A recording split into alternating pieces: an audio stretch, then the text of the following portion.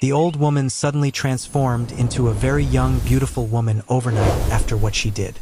Before you accept food from a stranger's hand, before you trust a smile that seems too perfect, let me tell you about the Christmas that nearly destroyed an entire community. This is the story of Mama Ejiro, and the feast that was never meant to nourish. She arrived on a Tuesday morning in early December, when the Harmattan winds were just beginning to blow and Christmas preparations filled the air with excitement. Mama Ejiro, that's what she asked everyone to call her. A calm, soft-spoken woman who moved into the small yellow house at the end of Okoro Street. She looked to be in her 60s, gray hair neatly wrapped in a headscarf, gentle eyes, and a smile that seemed to radiate pure kindness. From the very first day, she was perfect, too perfect. She bought bread for the street children who played football in the dust. She helped fellow elderly women carry their market loads. When Mama Adana fell sick, Mama Ejiro appeared at her door with a pot of hot soup, saying, "No one should suffer alone." The women of Okoro Street praised her endlessly. What a blessing she is. So kind, so generous. We are lucky to have such a neighbor. But there were signs. Small things that people chose to ignore. Mr. Okonkwo, the night guard who patrolled the street, noticed that Mama Ejiro's lights stayed on until very late hours, sometimes until 3 a.m. And from her backyard, he would hear whispers.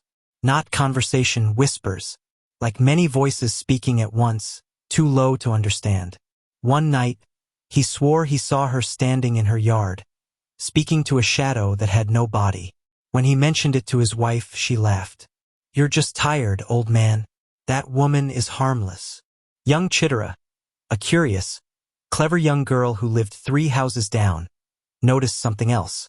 Whenever Mama Ejiro smiled at someone, she would watch them walk away with an odd intensity in her eyes, like she was measuring them, studying them. But Chitara kept quiet. After all, who would believe a child? And so December continued. The community decorated their homes with lights and Christmas colors. Families prepared for the holiday, and Mama Ejiro continued being the perfect, gentle neighbor, until she made her announcement. "My dear neighbors," Mama Ejiro said, standing in the middle of the street with that eternal smile, "Christmas is a time for unity and celebration. I would be honored if you would all come to my home on Christmas Day. I will prepare a special feast, my grandmother's recipe for Christmas rice. Enough for everyone." The community erupted in gratitude. "Mama Ejiro, you are too kind. We will all be there. God bless you." Only one person objected. Papa Njoku was a poor old man who lived alone in a small room near the community well. He survived on odd jobs and the kindness of neighbors. When he heard about the Christmas invitation, he approached Mama Ejiro directly. "Mama," he said carefully, "you have just arrived here. You don't know us well. Why do you want to feed the entire street? What do you want from us?" Mama Ejiro's smile never wavered, but something flickered in her eyes, something cold. "Papa Njoku," she said softly, "I want nothing. I am simply a lonely old woman who wishes to share joy. Is that so wrong?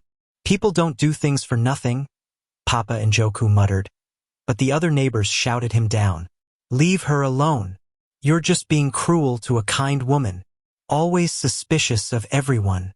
Papa Njoku walked away, shaking his head.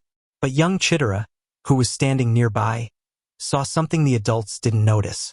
When Papa Njoku turned his back, Mama Ejiro's smile dropped completely, just for a second, and her eyes followed the old man with pure, burning hatred. Christmas Day arrived with bright sunshine and church bells ringing across the community. Families dressed in their finest clothes attended morning service, and by afternoon, nearly 40 people gathered at Mama Ejiro's compound. The moment they entered her yard, they noticed the smell. Sweet, abnormally sweet, like honey mixed with flowers and something else, something they couldn't identify. It came from the massive pot of rice sitting on her outdoor stove. "Mama Ejiro, this smells like heaven," someone exclaimed. But inside the compound, there was an odd silence. No Christmas music, no laughter, just that sweet, heavy smell hanging in the air. Mama Ejiro stood beside her pot, wearing a white dress and holding a large serving ladle. Her smile was wider than ever. "Welcome, welcome," she said. "Please, everyone must eat, but you must take your first serving from my hand. It is tradition. The host must serve each guest personally for the blessing to work." People lined up eagerly. One by one, Mama Ejiro filled their plates, making sure to place the first spoonful into each person's mouth herself. "Open," she would say gently, and people obeyed, laughing. She watched each person swallow, watched with an intensity that should have alarmed them, like she was counting, measuring, recording. 43 people ate that day. Young Chitara stood at the back of the line, plate in hand. But something made her hesitate. She watched Mama Ejiro's face as she served, watched how her eyes gleamed each time someone swallowed. When it was Chitara's turn, Mama Ejiro smiled down at her. "Open your mouth, child." But at that moment, Chitara's mother called out, "Chitara, come help me carry these bottles." Chitara ran off, leaving her plate behind. In the chaos of the feast, no one noticed she never ate. The community returned to their homes, full and satisfied. They praised Mama Ejiro's cooking endlessly. "That was the best rice I've ever tasted. I could eat it every day. What a blessing that woman is." Even Papa and Joku, who had initially been suspicious, had eaten. The social pressure had been too much, and the rice had looked so good. That night, Mama Ejiro sat alone in her compound. In the darkness, her smile finally faded. She whispered to the shadows, 43, 43 years, 43 spirits. It is done." And then she laughed, a sound like dry leaves scraping against stone. The symptoms started 48 hours after the feast. Mr. Emeka, a strong young man who worked at the construction site, collapsed while carrying cement. When his co-workers ran to help him, they screamed. His face had changed. Wrinkles appeared around his eyes. His thick black hair was turning gray. In seconds, he looked 10 years older. At the marketplace, a pregnant woman named Blessing suddenly stopped walking and grabbed her stomach. "My baby," she whispered. "My baby stopped moving." Her sister rushed her to the clinic, but the doctors found nothing wrong. The heartbeat was there. Everything looked normal. But Blessing kept screaming, "Something is wrong. Something is eating my child." A teenage boy named Chitty woke up unable to move his legs. His joints had swollen overnight, and when he tried to stand, his knees buckled. He cried in pain, sounding like an old man with severe arthritis. Mr. Aruna, a successful businessman, walked into his own home and stared at his wife with blank eyes. "Who are you?" he asked. "I'm your wife, Aruna. We've been married for 20 years. I don't remember. I don't remember my children. I don't remember my name." His memory was being erased, like someone was slowly deleting his entire life.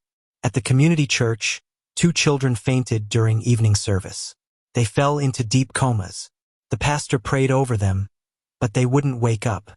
Papa and Joku started coughing violently. Blood appeared on his handkerchief. His ribs began showing through his shirt as if something was draining him from the inside. He lost 15 pounds in 2 days. And then there was Mrs. Okafor. She ran into the street at midnight, screaming, "Something is chewing my bones. I can feel it. Something is inside me, chewing my bones." Her husband tried to calm her, but she collapsed, convulsing. Within 3 days, 28 people were suffering. The symptoms varied, but the pattern was the same: sudden, mysterious, devastating illness. Doctors were baffled. Test results showed nothing. Pastors held prayer vigils, but nothing changed. Traditional herbalists were consulted, but their medicines didn't work. The community descended into chaos. Families wept. People stopped going to work. Fear spread like wildfire. And then someone noticed. "Wait," said Mrs. Adana, standing in the street as neighbors discussed the crisis. "Everyone who is sick." We all ate at Mama Ejiro's Christmas feast. Silence fell over the crowd. "But not everyone who ate is sick," someone argued. "No, but everyone who is sick ate that rice." Eyes turned toward Mama Ejiro's yellow house at the end of the street. And that's when young Chitara spoke up. "I didn't eat," she said quietly. "I'm the only one who went to the feast but didn't eat. And I'm fine." More silence. Heavier this time. "Where is Mama Ejiro?" someone asked. "Has anyone seen her since the feast?" Chitara had been watching. While everyone else was consumed with caring for the sick, she had been observing Mama Ejiro's house. And what she saw made her blood run cold. Mama Ejiro looked different. The woman who had arrived in December looking like she was in her 60s now appeared to be in her 40s. Her skin was smoother. Her wrinkles had faded. Her movements were lighter, more energetic. She looked younger with each passing day. Chitara told her mother, but like most adults, she was dismissed. "Chitara, people can look different when they're happy. Stop spreading rumors." But Chitara knew what she saw. On the third night after the feast, Chitara snuck out of her house and crept toward Mama Ejiro's compound. She needed proof. Through a gap in the wooden fence, Chitara watched as Mama Ejiro stood in her backyard, surrounded by candles arranged in a circle. She was chanting, not in Igbo, not in English, in something ancient and twisted. And as she chanted, Chitara saw something impossible.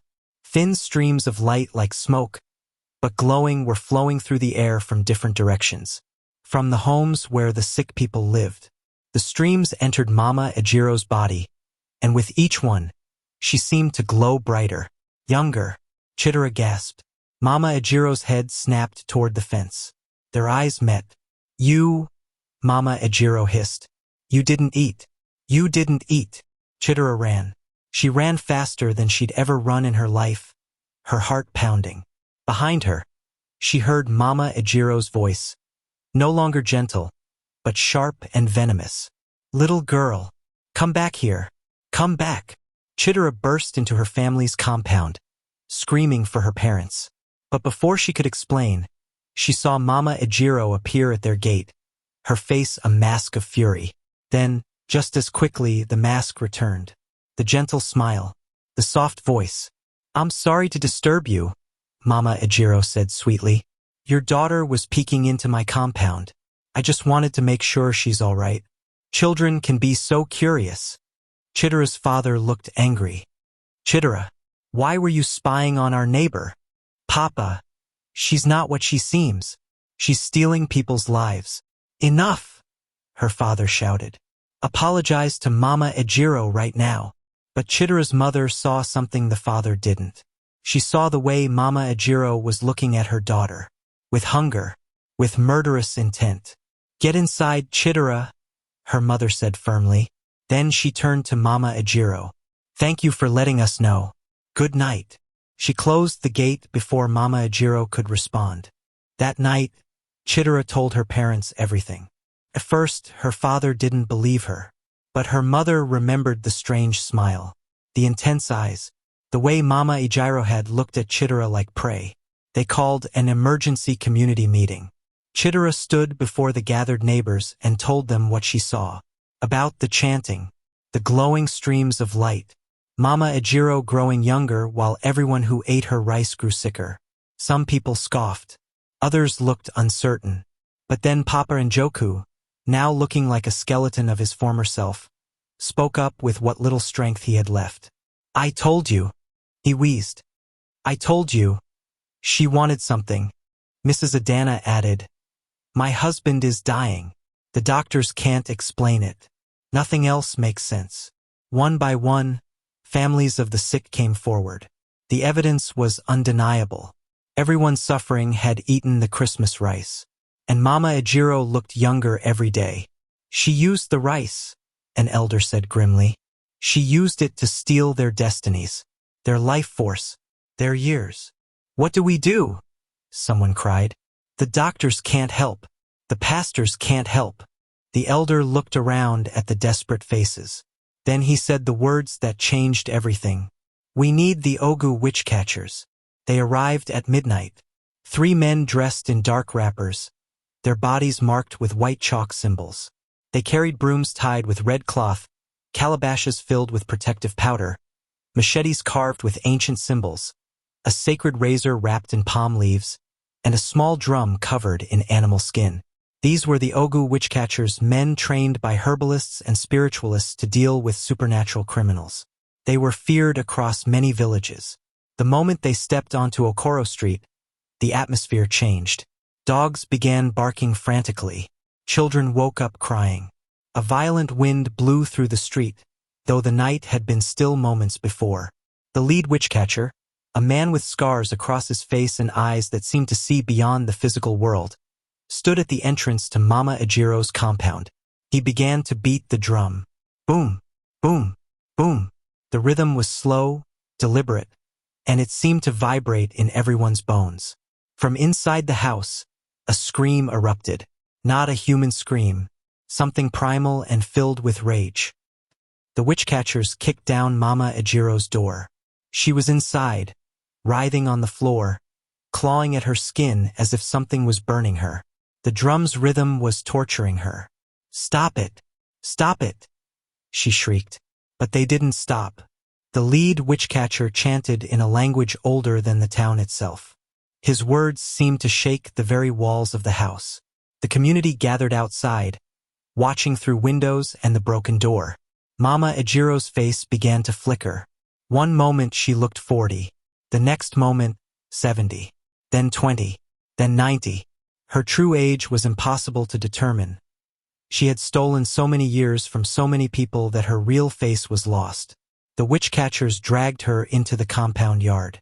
She fought with supernatural strength, but they bound her with ropes woven from palm fronds, ropes that burned her skin where they touched. "Please," she begged, her voice now ancient and cracking. "I don't want to die.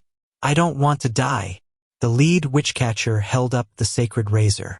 "You have stolen what was never yours to take," he said. "Years, destinies, spirits. How many villages have you done this to?" Mama Ejiro's face twisted with desperation. 3, 4. I've been doing this for decades, moving from city to city. I was dying. My own life force was finished. I had no choice." "There is always a choice," the witchcatcher said coldly. He began to cut her hair with the sacred razor. Each strand that fell seemed to carry light with it. Mama Ejiro screamed, not in pain but in fury and desperation. And then it happened. From Mama Ejiro's body, streams of light began to pour out, glowing, shimmering smoke that shot into the sky and then dispersed in different directions, flying back toward the homes of the people she had cursed. In the community, miracles began to happen. Mr. Emeka gasped as youth returned to his face. His gray hair turned black again. His strength came back. Blessing felt her baby kick. Strong and healthy, she wept with relief. Chitty's joints stopped aching. He stood up from his bed and walked without pain. Mr. Aruna blinked and looked at his wife. "Chioma," he whispered. I remember everything." The two comatose children opened their eyes simultaneously, looking around in confusion. Papa and Joku stopped coughing. Color returned to his face. His weight came back. He stood straighter than he had in days. All across the street, the sick were healed. The stolen years, the stolen life force, the stolen destinies, all were returned. And in the compound, Mama Ejiro grew older, and older, and older. Her skin became paper-thin. Her body shriveled. She aged centuries in minutes, revealing what she truly was, an ancient creature who should have died long ago. "No, no, no," she wailed, reaching toward the sky as if she could grab the escaping years and pull them back. The witchcatchers chanted louder. They sprinkled powder from the calabashes around her. The protective symbols glowed. Mama Ejiro tried to run, but the palm frond ropes held her. She thrashed. She cursed. She begged. The lead witchcatcher raised his machete and struck the ground 3 times.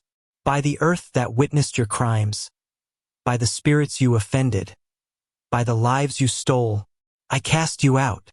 As dawn broke over Okoro Street, Mama Ejiro's body began to crack, like dried clay in the sun. The community watched in silence as she crumbled.